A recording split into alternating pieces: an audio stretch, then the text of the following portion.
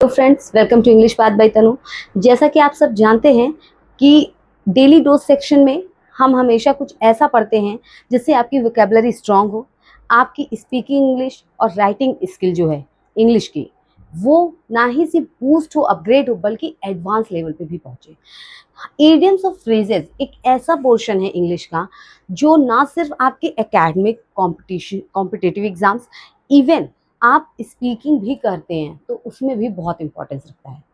कई लोग, जैसे कि आप नॉर्मली अगर सेलिब्रिटीज़ को भी देखें तो, क्योंकि नॉर्मली हम उनकी स्पीचेस सुनते हैं, शशि थरूर जी तो लीजेंड हैं इसके, ऐसी स्पोकन इंग्लिश है उनकी, ऐसा लेवल है उनका, इडियम्स का यूज़ ऐसा है कि मतलब वो एकदम से हम फैसिनेटेड हो जाते हैं कि वाह व्हाट इज़, ऐसा नहीं है, उन्होंने बहुत पढ़ा, बहुत प्रैक्टिस की होगी, बहुत जाना है, ये सबकी अलग-अलग, क्योंकि जर्नी सबकी अलग होती है। ख़ैर ये सब अलग बातें हैं, बट अगर आप जिस लेवल पे हैं वहाँ से अपने आप को एडवांस लेवल ले जाना चाहते हैं तो कुछ इडियम फ्रेजेस को जानते हैं। ये वो इडियम फ्रेजेस हैं जो कॉम्पिटिटिव एग्जाम्स के लिए भी बहुत इंपॉर्टेंट है। ये इडियम फ्रेजेस अलग अलग एग्जाम्स में हर बार, हर साल पूछी जाती हैं, कहीं ना कहीं, किसी न किसी तरह से। तो आइए जानते हैं, और मैं सिर्फ आपको इडियम्स और उसकी मीनिंग नहीं बताऊंगी। ये इडियम्स लिखे हैं, ब्लू कलर से उनकी मीनिंग लिखी है मैंने, उसके बाद मैंने उनके एग्जाम्पल्स भी लिखे हैं। क्यों? क्योंकि ताकि आपको ये समझ में आए कि उस इडियम्स का यूज़ सेंटेंस में करना कैसे है, क्योंकि जो लिखा है एग्जैक्ट वैसा ही एकदम नहीं लिखते हैं, उसमें कुछ ना कुछ चेंजिंग कभी ना कभी होती है, तो वो जानना भी बहुत ज़रूरी है। तो लेट्स स्टार्ट। फर्स्ट इडियम्स है हमारा, to run with the hare and hunt with the hounds. इसका मतलब क्या होता है?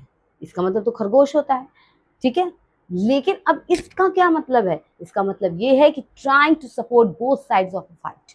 मतलब जब कोई इंसान ऐसा हो कि कोई लड़ाई हो रही है दो लोगों में, तो वो दोनों तरफ से सपोर्ट कर रहा है।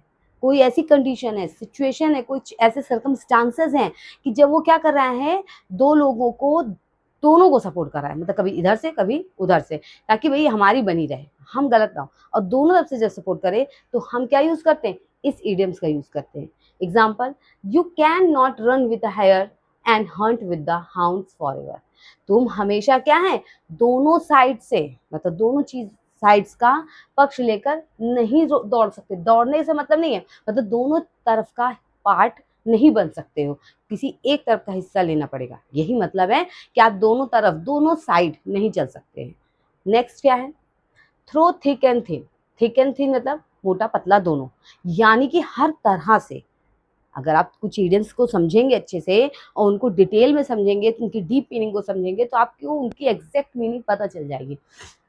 थ्रो थिक एंड थिन मतलब कि दोनों, मोटा पतला, थिक यानी घना मोटा, थिन यानी एकदम पतला, मतलब हर तरह से, हर तरह की सिचुएशन से। एग्जाम्पल कह रही हूँ, इसका मीनिंग क्या है, आइए देखते हैं।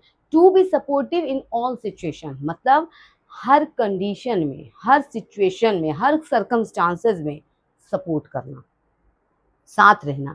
जब कोई किसी व्यक्ति या किसी स्थिति में क्या पूरा साथ दे, चाहे कैसी भी स्थिति हो, चाहे सुख है, चाहे दुख है, चाहे कैसी भी परेशानी आ जाए, चाहे बहुत बड़ी खुशी आ जाए, हर परिस्थिति में साथ देना हो, तो हम किस इडियम्स का यूज करते हैं? थ्रो थिक एंड थिन का। Example, true friends stand by you through thick and thin. सच्चे दोस्त जो होते हैं ना, सच्चे दोस्त तुम्हारे साथ हर परिस्थिति में खड़े रहेंगे। यही तो मतलब है, सच्चे दोस्त हर परिस्थिति में क्या होते हैं? आपके साथ खड़े होते हैं। नेक्स्ट है, to give the go by. To give the go by यानी to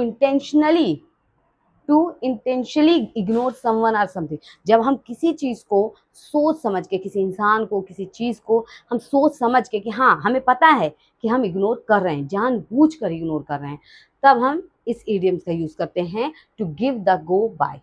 example, the boy decided to give the new safety rule the go by. इसका मतलब क्या है? अब देखिए, इडियम्स क्या है? To give the go by. आपको ये समझना बहुत जरूरी है कि किसी भी इडियम्स का यूज करते कैसे हैं।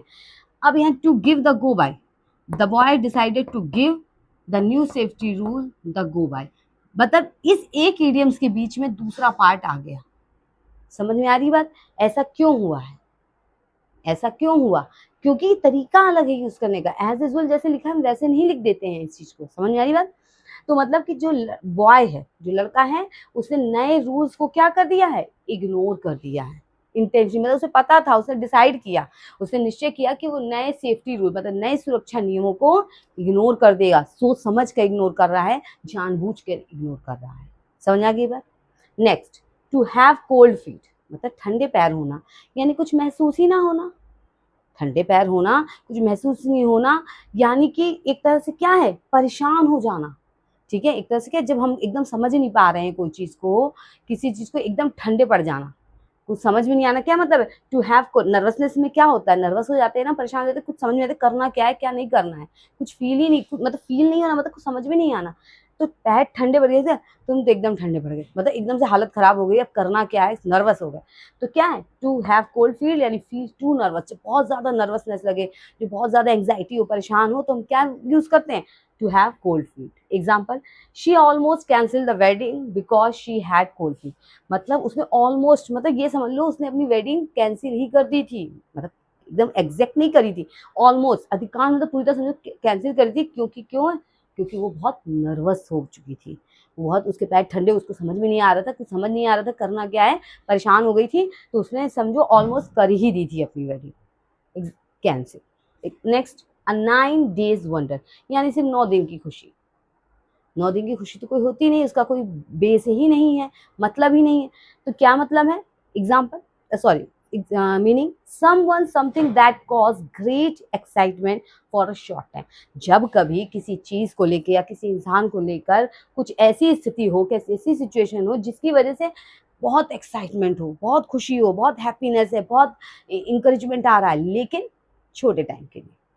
जब ऐसी सिचुएशन हो कि किसी व्यक्ति या किसी चीज़ को लेकर हमारे अंदर बहुत ही ज़्यादा, या कहीं पे भी हमारे अंदर या कहीं भी किसी भी माहौल में कहीं भी अगर एक्साइटमेंट हो, खुशी हो, हैप्पीनेस हो, लेकिन सिर्फ छोटे टाइम के लिए हो, थोड़े टाइम के लिए हो, तो his new business is 9 days wonder, क्या है, उसका नया बिजनेस क्या है, सिर्फ 9 दिन की खुशी, कहने का यहाँ से मतलब 9 दिन की खुशी नहीं बोलेंगे हम हिंदी में, इसका मतलब है कि उसका नया बिजनेस सिर्फ छोटे टाइम के लिए ही क्या है, एक खुशी है, अच्छी है, ठीक है, एक हैप्पीनेस है सिर्फ कम टाइम के लिए। ठीक है, तो इसको अच्छे से पढ़ लीजिए, समझ लीजिए, मैं पूरी कोशिश करती हूँ कि आपको ऐसे एक्सप्लेन करूँ कि आप अगर ये 8-10 मिनट की क्लास कर लें तो आपको एक एक 5 4 5 6 जितने भी इडियम्स में कराऊँ तो वो एकदम माइंड में आपके बैठ जाए। ये एसएससी, रेलवे, सीडीएस जैसे एग्जाम्स के लिए बहुत इंपॉर्टेंट है, इसको ज़रूर पढ़िए, समझिए, और अगर क्लास अच्छी लगी हो तो इसको लाइक करिए, चैनल को सब्सक्राइब कीजिए, बेल आइकन ज़रूर प्रेस कीजिए और शेयर ज़रूर करिए। Thank you so much.